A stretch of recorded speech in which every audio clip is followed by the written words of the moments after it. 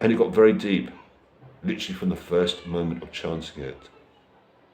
And it was very, very strange because I didn't actually realize what it was all about then. But it felt right. There's something inside me. And sometimes I used to drift away for months or years from Krishna consciousness.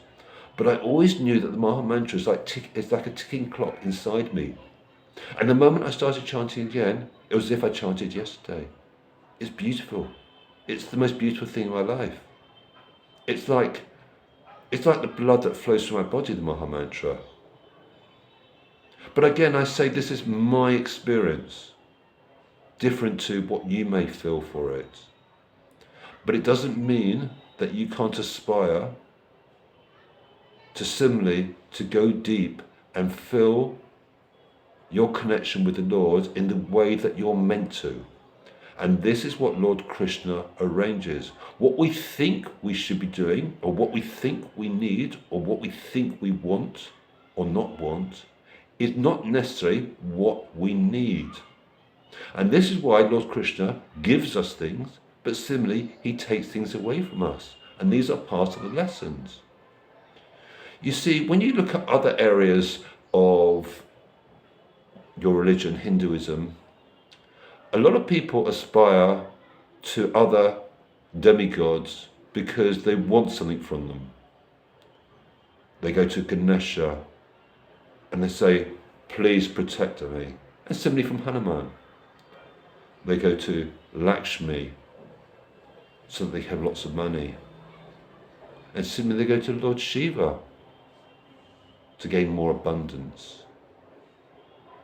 And it's quite ironic actually, because lots of people believe in following Lord Shiva and are devoted to Lord Shiva, and they desire to become rich and have big homes. But yet Lord Shiva, he lived in a little cave. He didn't have anything. He'd had the most simplest of life and very little possessions. And even once, he built a house. And he still gave that house away when the builder asked him, can I have something in return? And Lord Shiva gave it away. And similarly in Krishna consciousness is not about wealth. It's not about gaining all of this and all of that, all these possessions, all this opulence. Actually, what Krishna consciousness does, and this is the beautiful thing, is he teaches us how to simplify our lives. And the more we simplify our lives, the more we realize we don't need much. In fact, all we need is the Lord and the basics that we need in order to live. So I live in the ashram here in a very simple way. I sleep on a wooden board with a simple mat, and in the winter I put a blanket underneath me. I have hot water, I have heating, I have prasadam, pani to drink. Lord Krishna provides me with the doctors of medicine as and when I need to. And whatever I need, he provides. It's like he already knows what I need, and sometimes takes things away from me when I don't need them, or I'm possibly abusing them. I'll give you an example. I had a mobile phone, and for some reason or other, I got hooked into having alarms for every part of my day. You see, I have a very, very, very, very, very full schedule. I get up at 3 o'clock every morning, I go to bed at 10:30 at night, and I have so many different tasks to do. I had a different alarm for every task. And people around me in my room were getting a bit irritated. My alarm was going off every 5 seconds. And I realised one day when I went to set another alarm, I got to the maximum. I got the 30 alarms. It was madness. And then, lo and behold, the next night I was sleeping, and I woke up in the middle of the night to check the phone to see what the time was, and I dropped it. Now the phone was only on a table that's roughly this high off the ground, but it smashed. And I didn't have another phone, and no one else could give me a phone. I had no more alarms. Lord Krishna took it all away from me. So all I had was a simple clock with one alarm just to wake me up. That's all I had on it, was one alarm. And for a few weeks, I survived on that. And then all of a sudden, Lord Krishna made arrangements for me to borrow a phone from someone else. And now I have my alarm to wake me up, and an alarm for medicine, and that is it. So this is how he teaches. Sometimes we're not aware of some of the silly things that we do. So he takes action in order for us to be able to learn. And that was my lesson. And I'll give you another example. Some months ago, I went to the supply room in the ashram, and they gave me a brand new dhoti, a brand new chadar, a brand new t-shirt, and a brand new jet bag. I walked out the door thinking, do you know what, this is greedy, I've already got, why do I need another one? But for some reason or other, I felt I should keep it, so I did.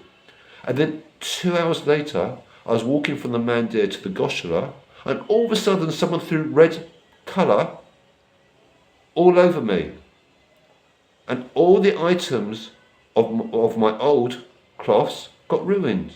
But they were the exact items that Lord Krishna gave me in the morning, so he knew what was going to happen, and he already gave me the new items to replace them. And the items that didn't get ruined, he didn't give me. It was incredible. It was an absolutely incredible moment of realizing, wow, he knows everything. He knew what was going to happen, and he prepared. And there's something so beautiful about that. And then do you know what happens next? And this is why what I want to share with you is so, so special. You see, what I've learnt in life is we don't know who to trust anymore.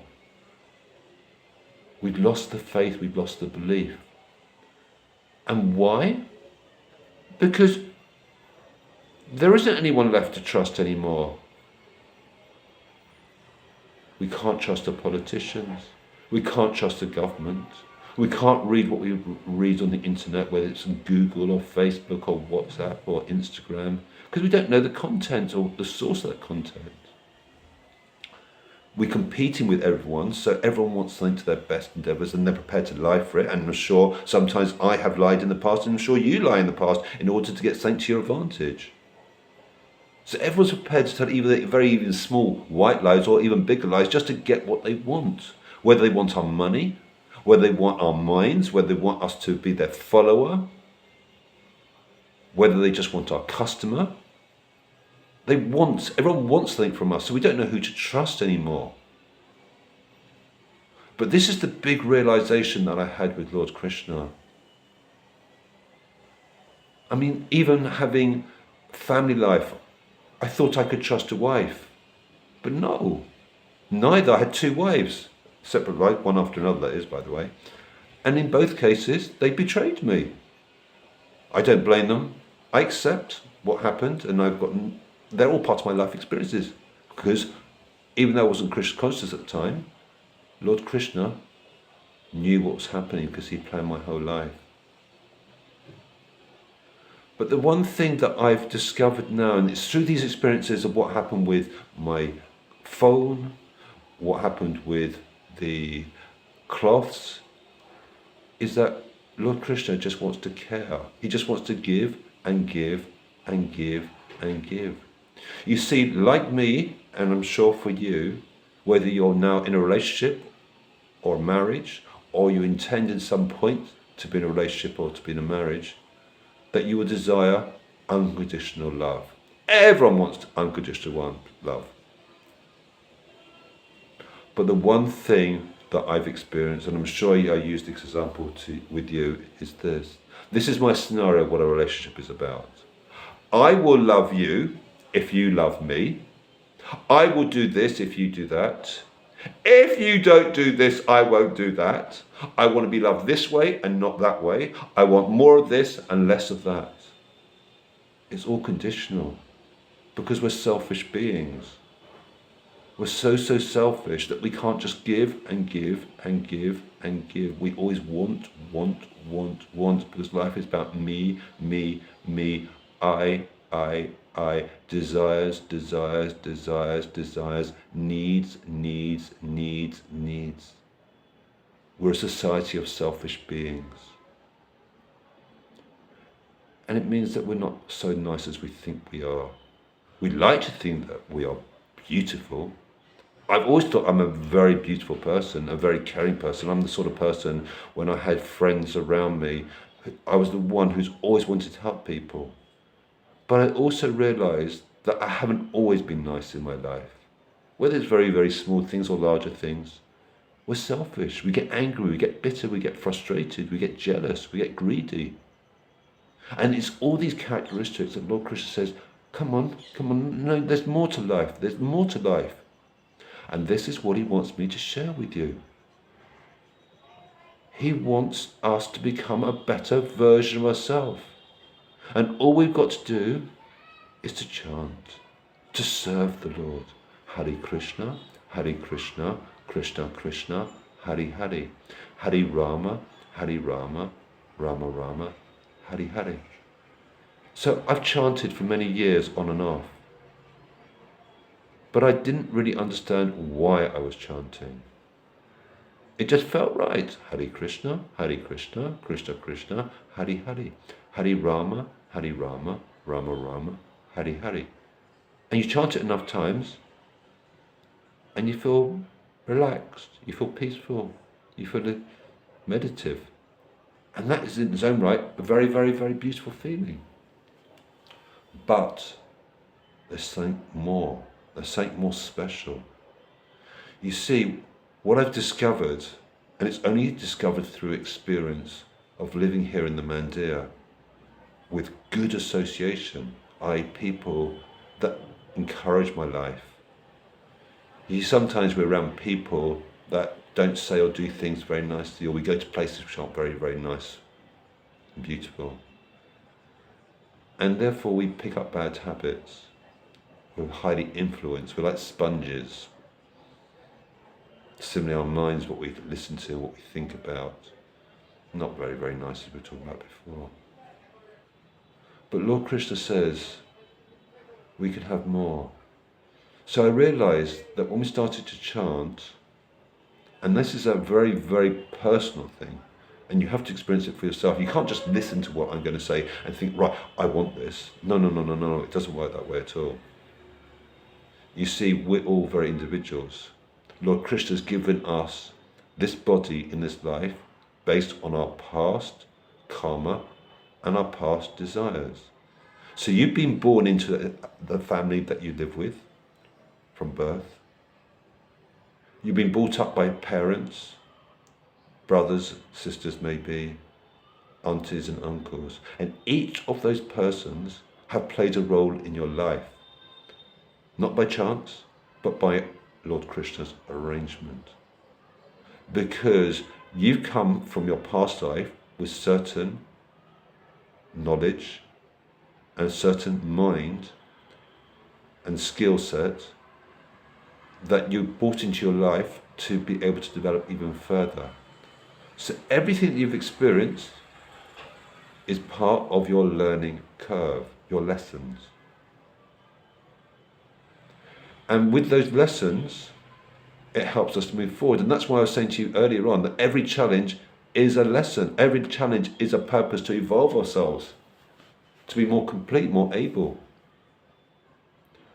But what I discovered, which was even more beautiful, is that Lord Krishna, he wants to give us an opportunity to go back to that spiritual world where we came from. We're lost here. But in this spiritual world, where everything is just beautiful and blissful, no worries about money, no worries about job, no worries about family, no worries about relationships, no worry about health problems, no worry about bills. Everything is just perfect. Everything is just right.